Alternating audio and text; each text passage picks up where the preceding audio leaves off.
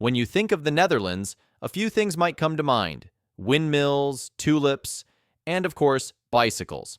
But cycling here isn't just a way to get around, it's part of the Dutch identity, woven into everyday life.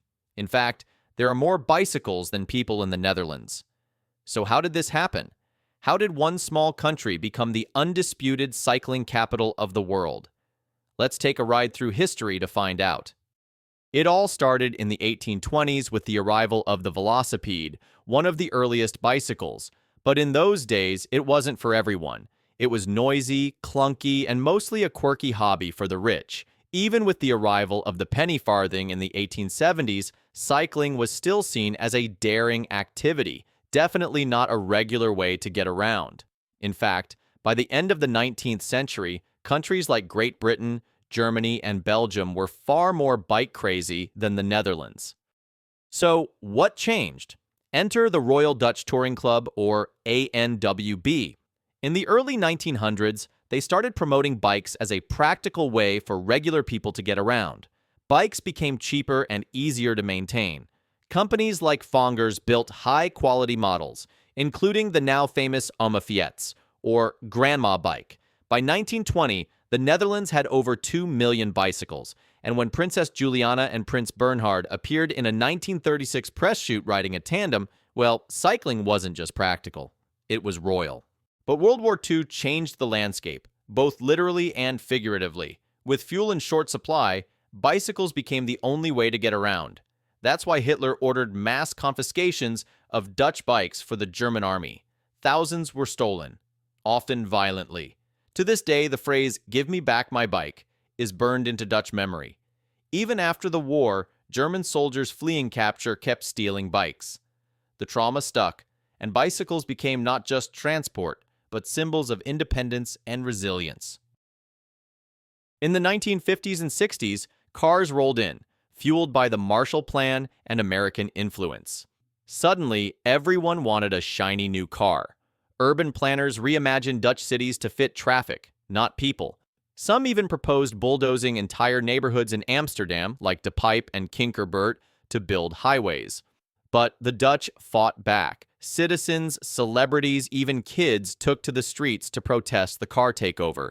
The Jokinen Plan, which aimed to turn the historic Singelgracht into a 6-lane road, was scrapped after public outcry. In the early 1970s, traffic deaths in the Netherlands surged, especially among children. In 1971 alone, over 400 children were killed in traffic accidents.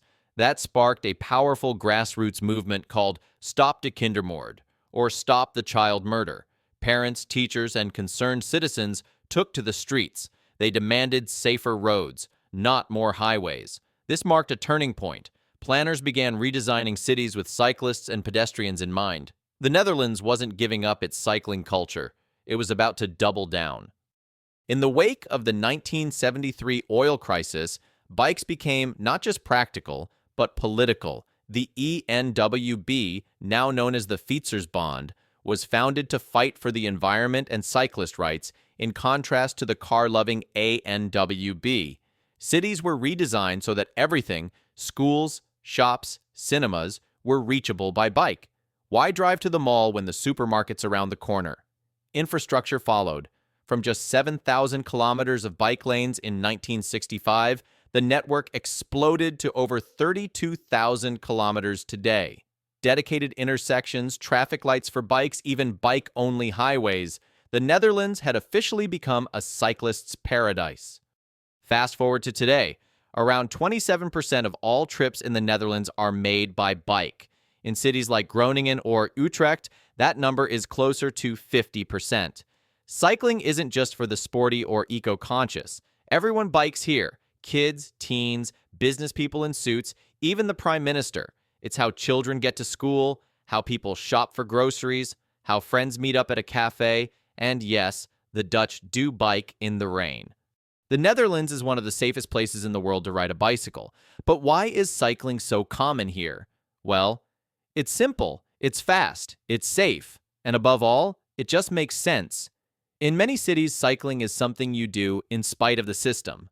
In the Netherlands, it's something you do because of it. There are a few reasons why cycling works so well here. First, geography helps. The country is flat and cities are densely packed, ideal for short trips by bike. The oceanic climate plays a part too. Cool summers, mild winters, perfect cycling weather most of the year. But what really sets the Netherlands apart is policy. Public infrastructure is designed to make cyclists feel safe and protected. Since the early 1990s, Dutch law has included strict liability. In most collisions between a car and a cyclist, the driver's insurer is automatically held responsible. Bike paths are usually separated from car traffic. And no compulsory helmet laws. That might sound surprising, but it helps normalize cycling as a safe, everyday activity. By age 12, Dutch children are already trained to ride with confidence, just in time for secondary school. Cycling isn't just a mode of transport in the Netherlands, it's a way of life, made possible by thoughtful design, smart policy, and a deep respect for the road.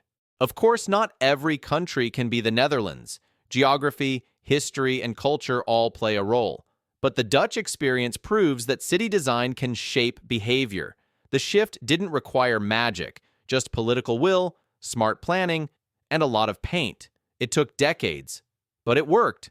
So next time you see a photo of thousands of bikes in Amsterdam or a 3-year-old riding without training wheels, remember, this didn't happen by accident. The Netherlands made a choice for people, for safety, for community, and that choice was the bicycle. Thanks for joining this ride through the story of Dutch cycling. If you enjoyed this video, give it a like, subscribe, and share it with someone who's ever dreamed of biking through tulip fields. Until next time, ride safe and ride free.